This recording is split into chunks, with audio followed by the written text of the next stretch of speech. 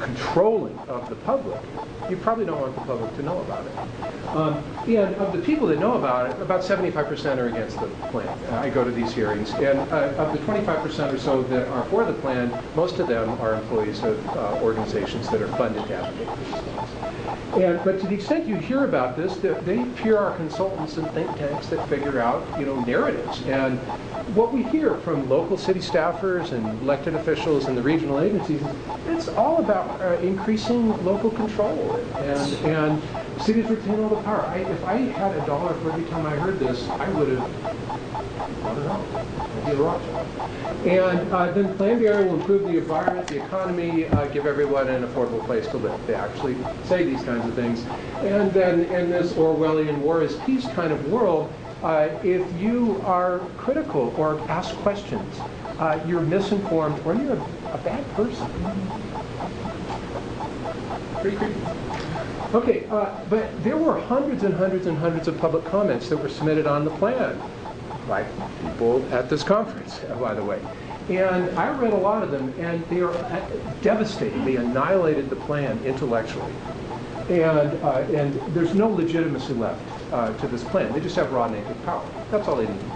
And what the public comments showed, and I'll detail these in a couple of additional slides, but the transportation elements won't achieve their stated goals.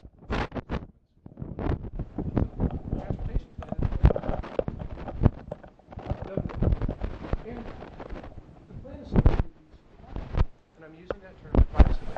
Fraudulent assumptions and models. So the transportation plan, the evidence is overwhelming here. The transportation plan will not reduce greenhouse gases. That's the entire pretext behind the rationale behind the plan. It will not increase ridership. Thanks to people like Thomas Trevidoros and Tom Rubin and these amazing giants of the field of transportation, thought. And dramatically enterprise roads deliberately. That's the backbone of our transportation system. They admit that. And it won't help low-income residents who are genuinely dependent on mass transit for their personal daily needs. What's not to like about this plan?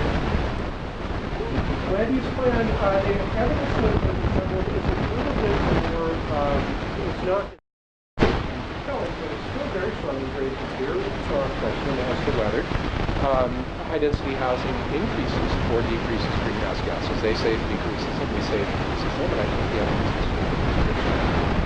high-density housing, they admit, has very serious adverse health impacts, and they also admit that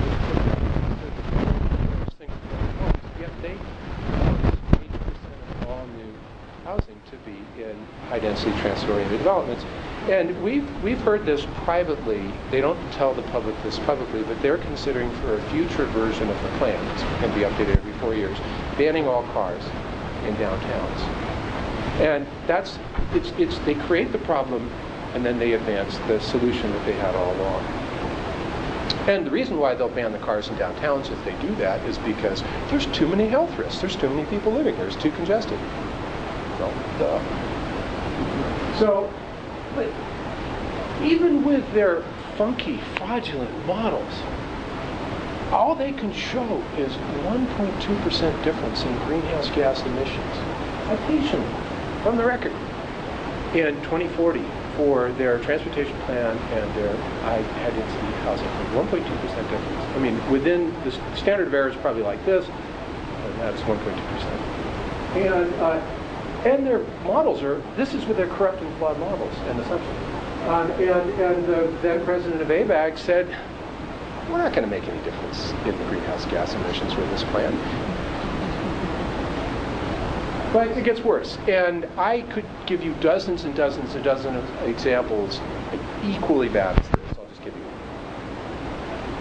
one. Okay, the enabling statutes require California to reduce greenhouse gas emissions to 1990 levels by 2020.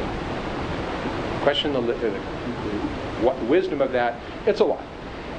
And that's the only rationale, that's the only legal basis for this plan. And so they say, the record, the Act requires a reduction of greenhouse gas emissions in California by 25 to 35% from current levels.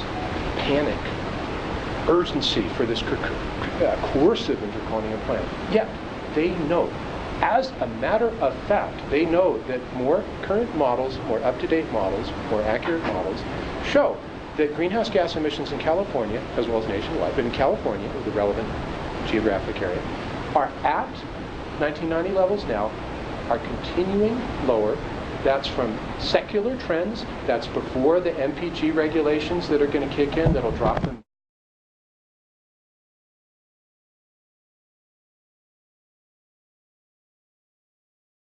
When I read something like this, if any one of us in this room did this in any area of our personal life, we'd be facing 3 squares and a cot in 20 years in a state-provided housing facility. And yet, they do this with impunity. How is that possible? But if the plan fails at everything it says it's going to do, does it succeed at anything? Well, it turns out it succeeds magnificently at several things. Significant restrictions on how and where we can travel, enormous costs and risks to the general public and to our cities. Vast enrichment of this ecosystem of nonprofit, quote-unquote, nonprofit developers and government, non-governmental organizations, you know the ecosystem, and I'm going to talk a little bit more about that. And loss of local control to unelected, unaccountable regional agencies. And if it fails miserably and facially at achieving its stated goals and succeeds in such exemplary fashion, what was the real goal in the first place? The real goal. Just a question. State housing mandates, I don't have a lot of time to go through these. I'll just touch on it quickly. It's HUD, you know, what Cornelia was talking about. It's going to change our cities, are uniquely developed, organically developed by the decisions of citizens over decades, and will impose massive unfunded liabilities. Remember, these so-called nonprofit developers, they're exempt from property taxes, so there's no funding for essential city and school services. And we hear the same kind of happy talk. These are probably think tanked and focus grouped. The same things about the housing mandates that we hear about the Plan B area. It's all about affordable housing, and I'm sure you know that. That's another one of those terms. I'm going to talk about these Orwellian terms in a bit. But it doesn't do anything to facilitate. In fact, it crowds out. It disables the ability of cities to provide housing for people at all levels of the income level, like small apartments, or rehabbing, building new small apartments or duplexes, things like that cities have been doing for decades. It doesn't allow those. City block style, start up at the sidewalk, fill the entire block with building, huge properties. That's what they're doing.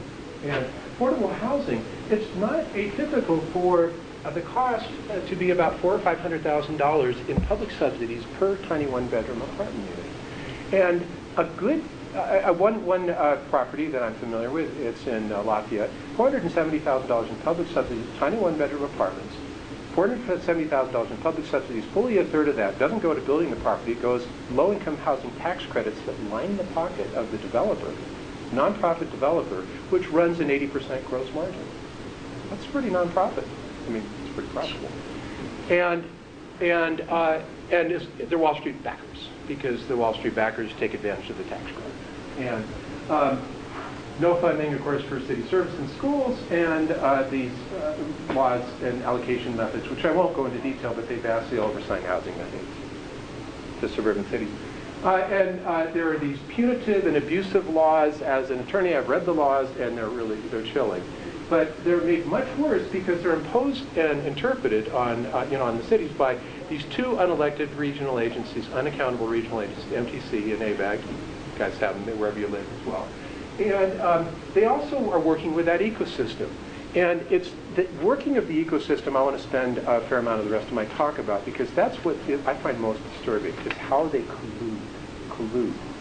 I'm using that term, collusion.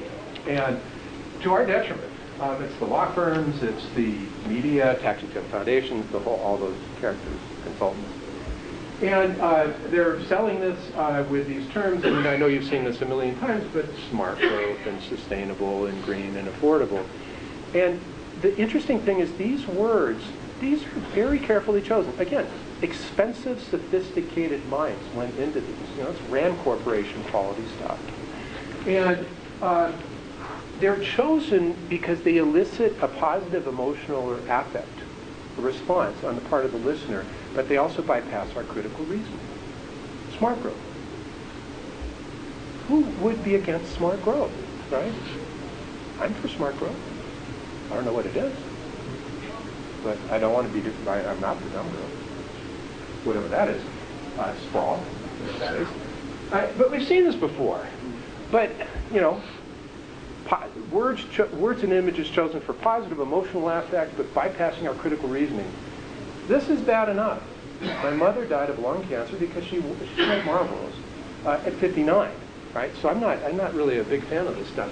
But it's our government using our tax dollars to manipulate us. What's really going on? Well, let's look at the master. This is the dude, Edward Bernays, Propaganda, 1928. This is what's going on. I'm going to read this. I know it's breaking the rules, but our consent is being manufactured. The conscious and intelligent manipulation of the organized habits and opinions of the masses is an important element in democratic society. Now, when Bernays uses the term democratic society, it is anything but democratic society. This is the antithesis of democratic society. Those who manipulate this unseen mechanism of society constitute an invisible government, which is the true ruling power of our country. Welcome to the Matrix. We are governed, our minds are molded, our tastes formed, our ideas suggested largely by people we have never heard of. So result this, pretty pictures. This is a real picture, real design. You know, you guys have seen a million of these, isn't this? Oh, we get this. Okay. This is not Mark or Catherine or my interpretation of their plan for housing in the Bay Area. This is a place to call home. Housing in the San Francisco Bay Area, the regional agency. This is the cover of their canonical document. And this is not only, this is the desirable kind of housing for people in the Bay Area. It's not only it's the only kind of desirable housing for people in the Bay Area, people like us. Desired by them and desired for us. For us. Yeah. No. They live differently. And the people that they work for, you know, they have their nice landed estates, but not us. Okay, so I'm going to give a couple examples about the ecosystem. I now get about 2 or 3 of these a day, learning about these. Any one of these make me wonder, why am I learning about it as a citizen, and why am I not part of a team working for the U.S. Attorney RICO Division? But this is media. This is just media, typical media stuff that you've probably seen a million times. In 2013, a small community called Strawberry, 5,500 residents, 400 of them turned out and objected to their community being designated for high-density housing without their knowledge, without their consent. The leading paper in Marin County, Marin IJ, didn't cover it. And so someone asked them, the editor, why didn't you cover it? And the guy sent back an email and said, well, our reporters were busy. I saw the email. But a month earlier, a handful of so-called nonprofit housing advocates, they are funded by the county, by the Tax Exempt Foundation, and by the regional agencies to advocate for these policies. And, you know, that's fine, but they're funded for this. And there was like half a dozen of them. And they called a quote-unquote press conference, and it was the #1 story in the day in the IJ, above the fold. And Marin housing advocates alarmed at lynch mob bullies. What they were saying is because people were like me, we were critical of these plans, we were lynch mob bullies. In Danville, I actually won't go through these because I'm running out of time. I'll go through this quickly.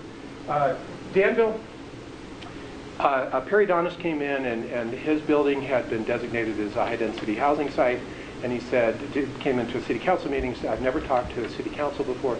I've got to move my business. It's $200,000 because the new owner bought the property and turned our leases all from long-term leases to month-to-month. How's that? And then the next night, his office was vandalized. Second floor, in an area that hasn't had crime probably in 100 years. Okay? Okay, it gets worse. The building was sold to this owner who rewrote the leases 3 years before the property was known as designated for high-density housing. Something's going on behind the scenes. So, last slides. Again, I'm going to break the rules. I'm going to read slides. What then must we do? I have 2 emails. One is, this is an email to a friend, and I'm getting this stream of examples of corruption and cronyism and collusion by these agents, the entire ecosystem. I get about 2 or 3 of these a day, and they're just horrifying. So after one of these a couple days ago, I sent to a friend, doesn't it feel like we're witnessing a plan unfolding around us that involves our lives and our livelihoods? And so much more that was worked out long ago by a small group of people who did not want us to know what they are deciding, or that it was they who were deciding all of this. Doesn't matter how you set the aperture, how narrowly, like local city, or how widely, let's go to war in Syria. Same playbook being run against us. Okay? And then the last 2 slides. There's a group of about 50 activists in Marin. We're on a long email conversation a couple of days, 2 days ago. There's a very sophisticated survey done by a national survey firm, phone survey with live operators. Very sophisticated, asking very intrusive questions about your attitudes towards high-density housing with all sorts of branching depending on your answers. And the people who are concerned about this, the gorillas in the hills like me, vast proportion of them were getting the survey.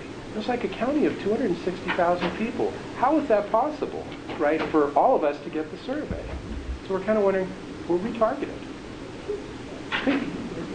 So what I said was, if that's the case, that we were targeted, there's a follow-on question, and this is the purpose of my talk at this point. There's a follow-on question that must be asked, in my opinion, if the above is what's actually transpired. By the way, you don't have to agree with this, but I'm asking you to listen. What more evidence, if any, do ordinary citizens need to conclude that the power structure is hopelessly and irredeemably corrupt, serving no interests but their own, theirs and those of their toadies, lackeys, and operators, and having one set of rules for themselves, none at all. That is, they are now completely lawless. I see this every day. And another set for the rest of us, ever more restrictive, burdensome, arbitrary, and punitive. And last slide, Baruch. And if this is true, the only way we can beat them, and they must be defeated, it's a message, is by exposing what they are doing, including all the way up to the decision makers who stay real hidden behind the scenes. That's the 0.001%. Withdrawing any consent we have given, express or implied, to their exercise of any power over us, and then holding them accountable for their actions. Accountable for their actions. Accountable for their actions. Let your mind wander. Has to be peacefully and lawfully done, with great resolve. Peacefully and lawfully, because any other approach on our part would diminish us and what we believe in and stand for, just as it would empower them if we did anything that was not peaceful and lawful.